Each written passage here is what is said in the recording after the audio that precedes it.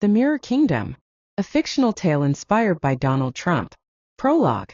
On a cold night high above Manhattan, a man stood at the top of his golden tower.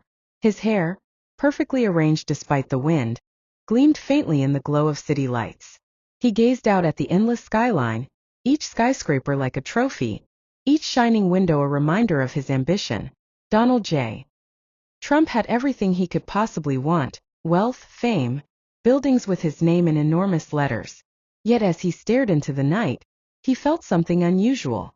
It was not hunger for power, nor a craving for applause. It was something stranger, quieter. A sense that the world he had conquered was still not enough.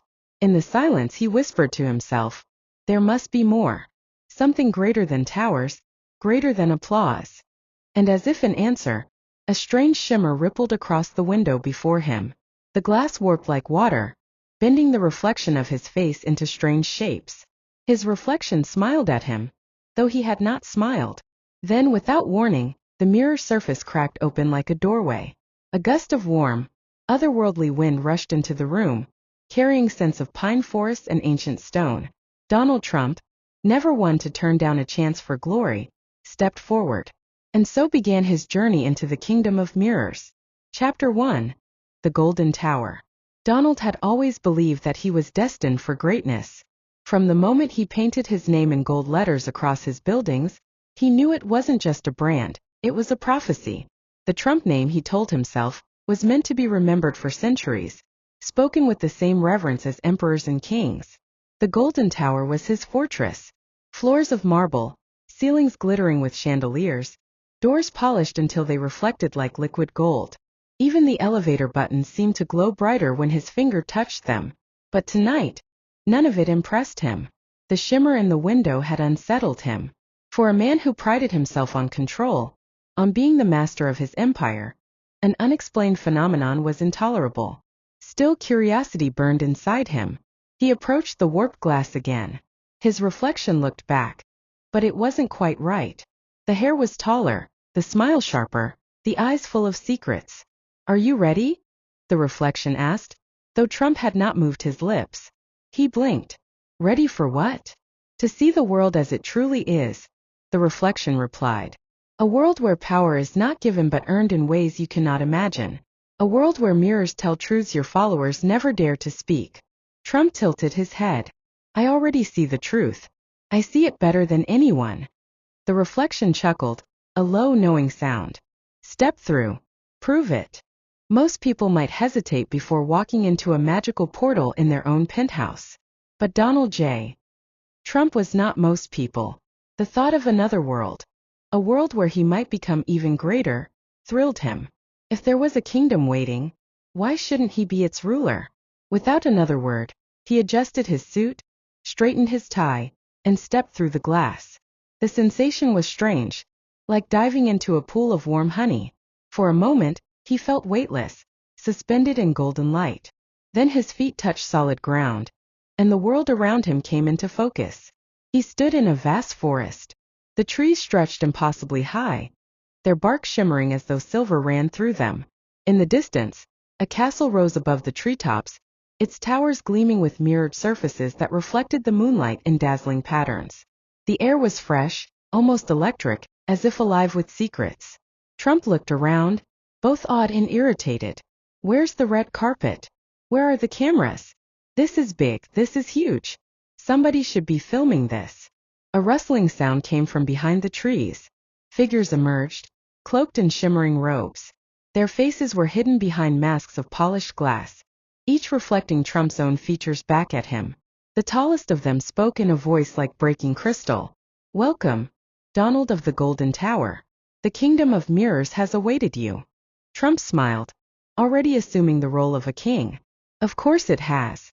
Everybody waits for me. I'm the best at being awaited. Nobody's awaited like I am. The masked figures bowed. And at that moment, Donald J. Trump knew one thing for certain. Whatever this place was, it was his stage, his chance to prove himself greater than ever before. Chapter 2. The Unexpected Portal. The procession of masked figures led Trump along a winding path through the forest. Their mirrored masks glimmered in the moonlight, each one reflecting him from a different angle, taller, shorter, fatter, thinner. It was as though he were surrounded by thousands of versions of himself, all silently watching. Trump wasn't frightened. If anything, he found the spectacle flattering. "This is incredible," he said, gesturing broadly.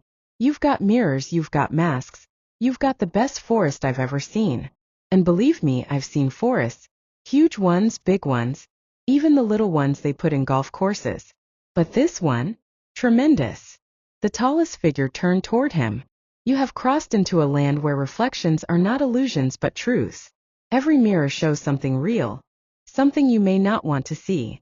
Trump brushed this off. "Look, I only want to see the best things, the winning things. I don't waste time with losers. If these mirrors are going to start showing me bad stuff, I'm not interested."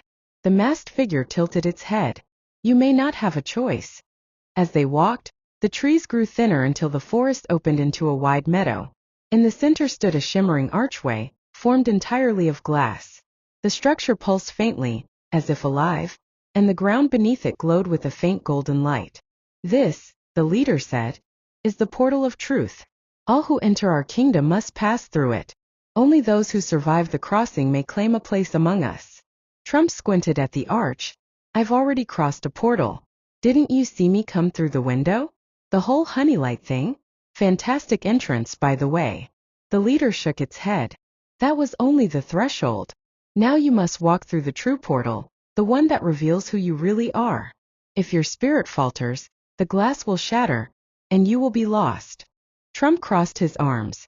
"Listen, I don't falter. Never. I'm the most unfaltering guy you've ever met. People say, 'Donald, how do you stay so strong?' And I tell them, it's natural talent. I was born a winner." He stepped confidently toward the arch. "Stand back. You're about to see the best portal crossing in history." The moment he entered, the world around him dissolved into fragments of glass. Suddenly he was nowhere and everywhere, floating in a vast hall of mirrors. His reflection surrounded him on all sides, shifting and twisting. Some mirrors showed him younger, with sharp eyes and endless energy. Others showed him older, worn, hair gray and skin sagging. A few reflected not his face at all, but empty shadows, faceless and hollow.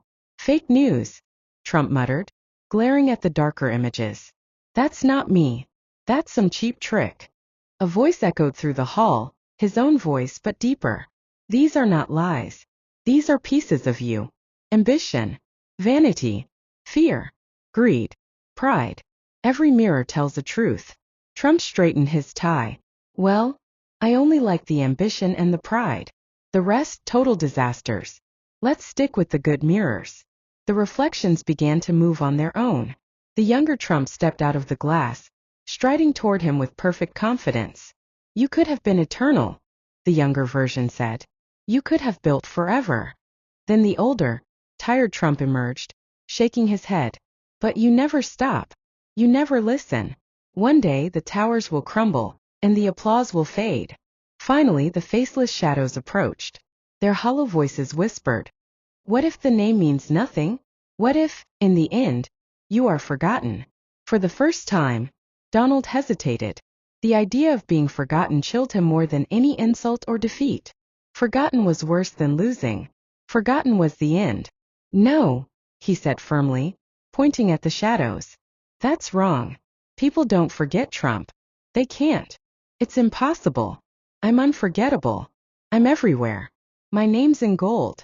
The mirrors trembled. The shadows hissed and recoiled, fading back into the glass. The younger and older versions merged, folding back into him.